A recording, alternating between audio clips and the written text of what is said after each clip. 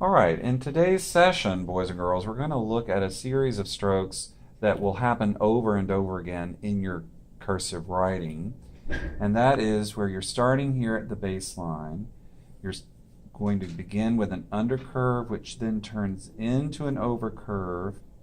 And then you're coming right back down with a down curve and then an undercurve, such as in the letter A. So watch me do it again. So under, over, down, and under. Slant, under, over, down, and under, slant, undercurve. So you will use that series of strokes again and again and again, such as going into A, C, D, G, Q.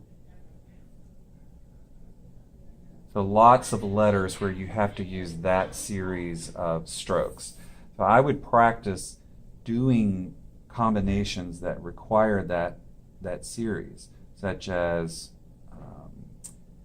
let's try the word egg. So it will be E, undercurve, loop back, slant, under, over, down and under, and then going all the way to the descender, and then over curve, down and under, down to the descender, and then finishing with that over curve.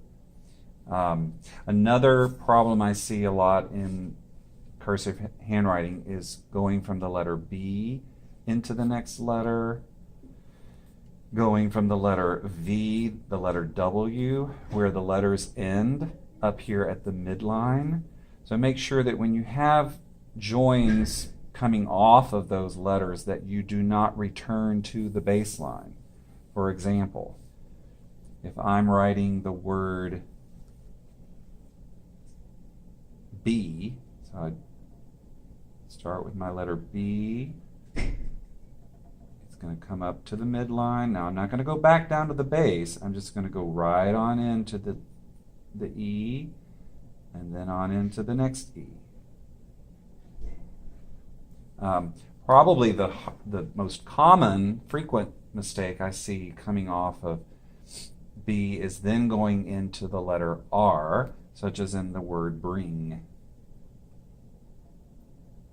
So again, you're starting with the B, finishing here at the midline. Now you're going to go right on into the letter R. You're not going to go back down to the base. Into the letter I, N, and then there's that under over stroke, down and under, and then going to the descender, finishing with the over curve, and then dot your I. All right, so lots to practice there.